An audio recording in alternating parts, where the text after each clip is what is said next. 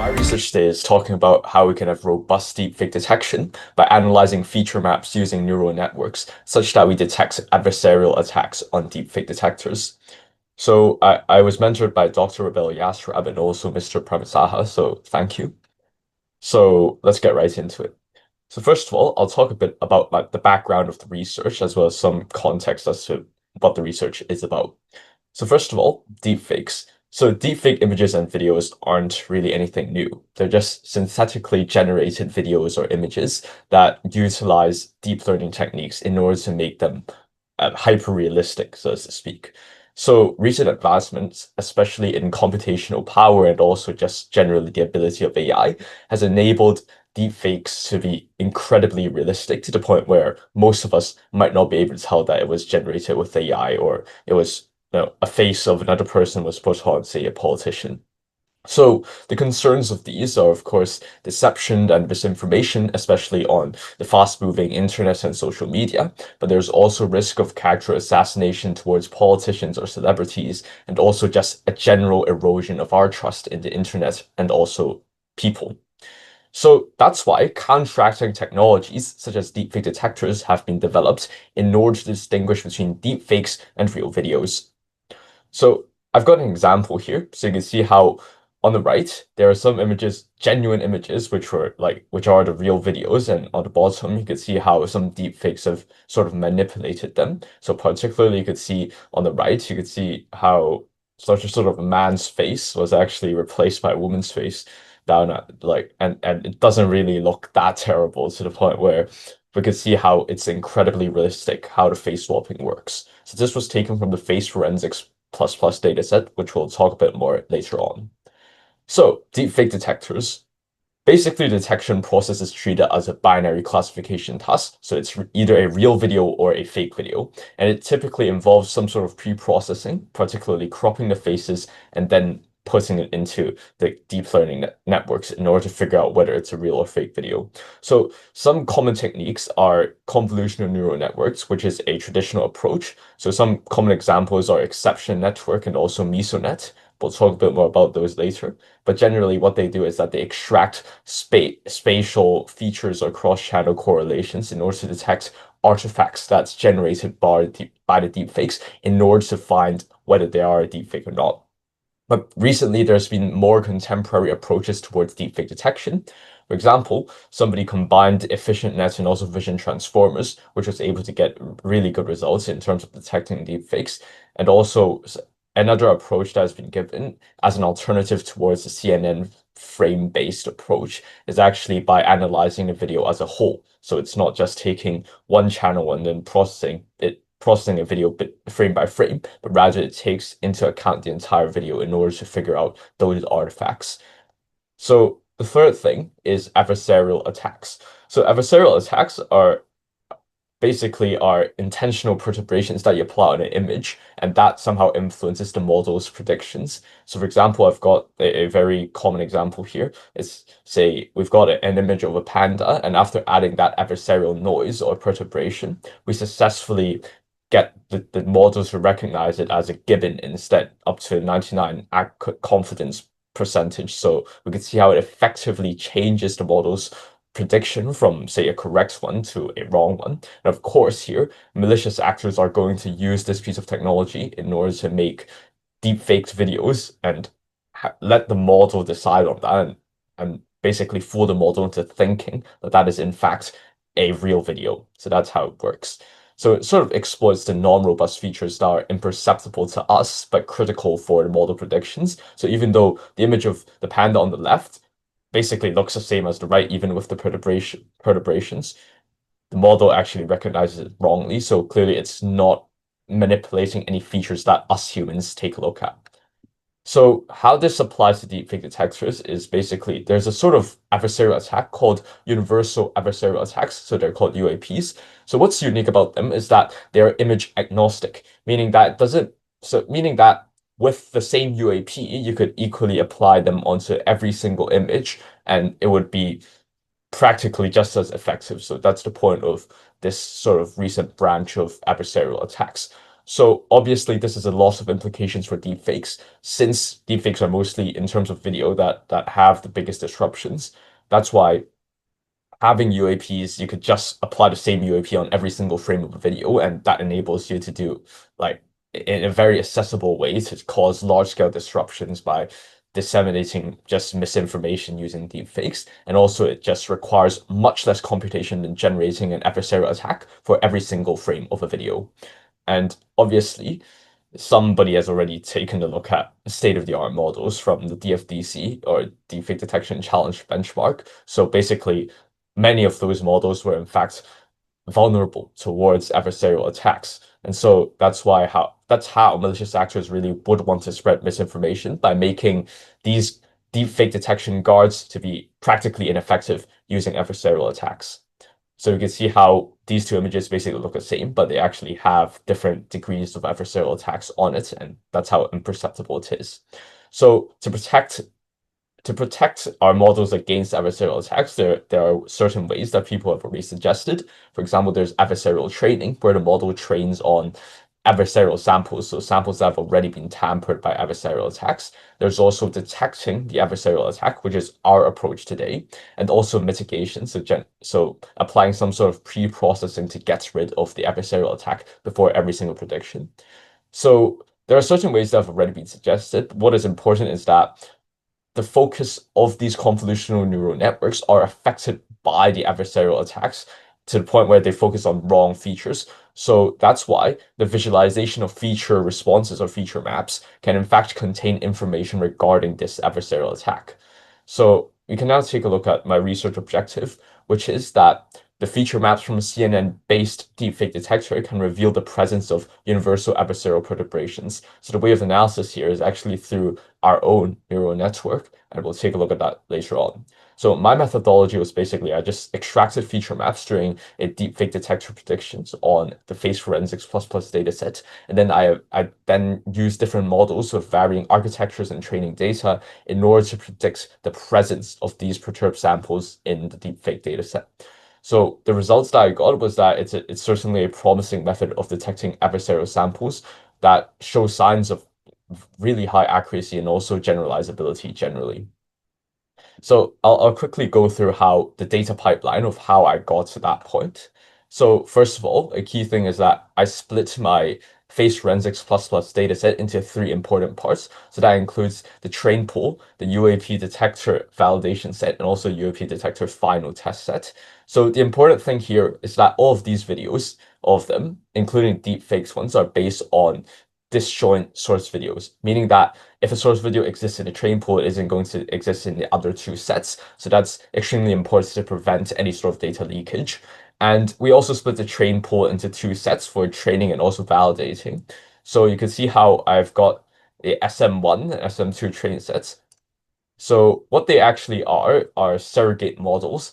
So I basically split the train pool into two sets that we can train surrogate models on. So that's represented by SM1 and SM2, and within they also have got their own train set and validation set, which I've shown the percentage and also number of frames in. So notably, our surrogate model 1 was able to get 0.83 accuracy, whereas surrogate model 2 was able to get 0.76. After training the two surrogate models, I then generated their respective universal adversarial perturbations, so UAP1 and UAP2. So the UAP1 actually uses the fast gradient sign method, so in short, FGSM, with the epsilon value of 0.09. As for UAP2, it is using a projected gradient descent method. So we can see how after applying those universal adversarial perturbations, SM1 got its accuracy down to 0.5 only, and that's the same for SM2. So that's because we're using a targeted UAP that essentially tries to get the models to convert their predictions that they originally think that a video is fake, and then we want the model to predict that it's real instead. So yeah, basically I used the adversarial robustness toolbox for that, which was a very useful tool.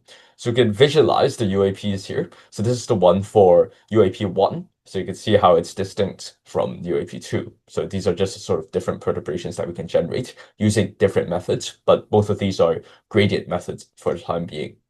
So I extracted the feature maps after inception model 2. Here, I've basically just shown the diagram I guess, a sort of visualization of the model architecture for meso inception 4, which will be the architecture for our surrogate models. So after inception module 2, I extract the feature maps. After the first max pooling layer, I also extract the feature maps, and that's the same for the last max pooling, max pool layer here. So we generally got 3 layers of feature maps from that, so we can visualize that. So this is a clean feature map from max pool layer 1, and this is a perturbed feature map from max pool layer 1 as well. So you can see how even from the same image, they are distinct. So that's how potentially our neural network could classify between these two. So I've also included a table here where you can see how the differences in the different layers and how the feature maps generally look different when they're clean and also when they're perturbed. So obviously there's a big difference between what the model is focusing on each of these layers when there is a perturbation, when there's not one. So we'll take a look at how that's useful. So now that we've got our data set of UAP feature maps prepared, we can now start to actually train our models. So essentially, in this detector set, we've got 25% clean fake, 25% clean real, 25% perturbed real, and 25% perturbed fake frames. So that ensures that our model does not only learn to, say, detect deep fake or genuine frames, but in fact, all of this is balanced, so our model is supposed to learn all of that in a balanced way. So we also did a bit of pre-processing on there. We basically averaged the data, every single frame across the channels. So for example, it began with 16 channels at max pool layer 1. We basically averaged that for every single pixel on the image until there was only one channel left. So we began experimenting after that. So basically, our evaluation was on the metrics of accuracy, precision, recall, and also the area under curve score. And generally, these metrics allowed us to not only get a general overview of how good the model actually was, but also the precision and recall provided us with specific information about how sure and also the quality of the model's classification of perturbed frames, and also generally how much of those perturbed frames were actually caught. So now we can take a look at the results of my experiments. So we basically tested 2 models. First of all, model 1 was just a simple neural network, while model 2 was a convolutional neural network with a convolutional head and also a linear stack. So it's all a pretty basic architecture here. So first of all, we could see how Model 1 was able to achieve an 85% accuracy, or like, yeah, Model 1 was able to achieve it more than 85% accuracy, really, in demonstrating it really has strong potential for detecting adversarial samples. However, if we take a look at Model 2, we've got 4.1% more, and that generally showed that our convolutional neural network was really the best performing out of these two, and it was more effective at detecting adversarial samples. It also had the higher area under curve score of 0.9528, so that's also very notable. But you may find that the precision that Model 2 has actually has a lower precision than Model 1, whereas it has a higher recall than Model 1. So it's a common trade-off between these two. But I think Model 2 with the higher general accuracy and also area under the curve score proves to be the better model. So the next thing was that we trained the same model architectures, in particularly the Model 2 architecture, on different layers. So I mentioned that we were using max pool layer 1 right now, but there is also the inception module 2 and also the second max pool layer, so max pool layer 2.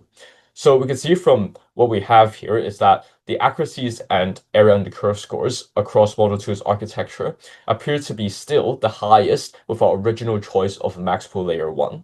So that's just something to note. We're going to discuss the implications of this later on. So thirdly, we also evaluated our model on certain unseen perturbations. So I trained a few more perturbations, including the fast gradient psi method with a 0.05 epsilon value, the same with 0.06 epsilon value, and also deep full with 0.06 and 0.09 epsilon values. So that's bound to give us a more diverse sort of set of perturbations we can work with, whereas our original model 2 was only really trained on the FGSM with 0.09 epsilon value. And also, yeah, and it wasn't trained on deep flow at all, and it was only validated on projected gradient descent. So here we could see deep flow. So it's certainly just another type of perturbation that our model could try to detect here. So the results of this showed that there was a drop in all of the metrics, which was understandable because this was all unseen data, and that was very typical. However, we can also see that there is a pretty significant drop in accuracy for fast gradient sine method with 0.05 epsilon value, so that's something to note, while the recall was very, very low. However, if we take a look at the other perturbation methods, including the ones with deep flow and also FGSM with 0.06 epsilon value, we can see how generally the accuracy still stayed above 0.8, which was a good sign that it was actually capturing certain features of universal adversarial perturbations that it was able to generalize across different sort of perturbation methods and even sort of across the strength. But clearly, it really struggled with the lower epsilon value or the lower strength perturbations.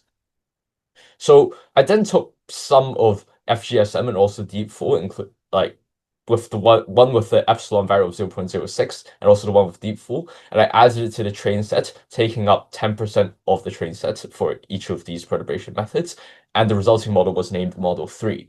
So the performance of Model 3 was actually much better than what we got with Model 2. So we can see how there's generally an increased accuracy, particularly for FGSM 0.05 epsilon. There's now a 0.78, which compared to the previous 0.63 was obviously a big leap in improvement.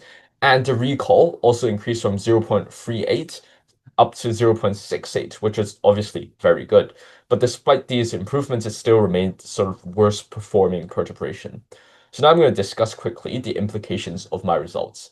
So our experiments generally showed that the CNN architecture actually performed better than a simple neural network. So this was sort of expected because despite having fewer parameters with Model 2 compared to Model 1, the CNN itself had the ability for better feature extraction capabilities, and also the simple neural network flattened the entire feature map, so that meant we lost a lot of spatial information on there. So that's why a convolution neural network possibly provide us with better results in terms of accuracy.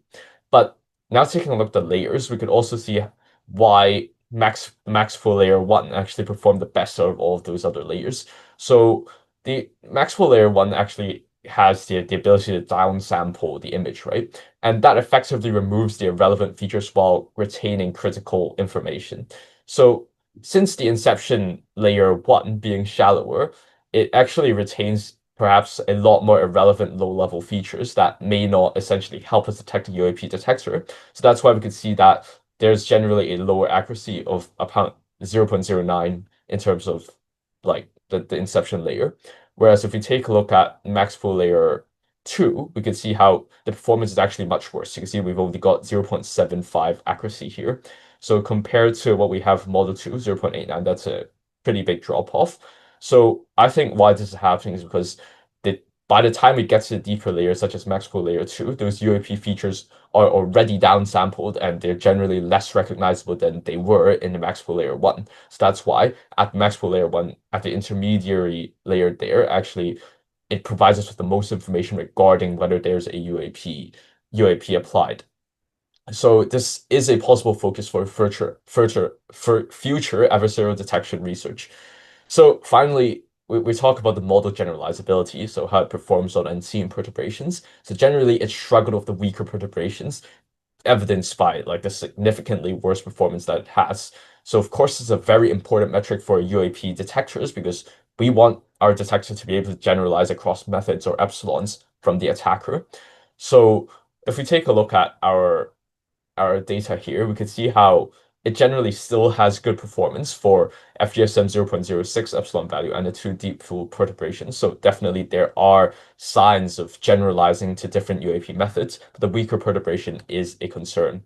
So that's why we trained it on more varied perturbations, and you can see how it significantly improved Model 3's performance across the unseen perturbations. For example, if we previously got 0.63 and we got 0.78 here for FGSM 0.05. And even all of the other perturbation methods, generally we got an improved accuracy and also recall, so that's very good.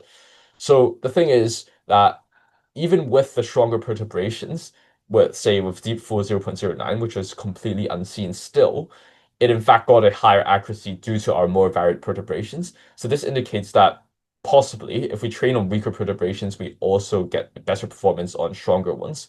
So I think some future work could work on trying to train a balance of both the strong and weak perturbations in order to obtain a more powerful and model that is able to generalize to more UAPs.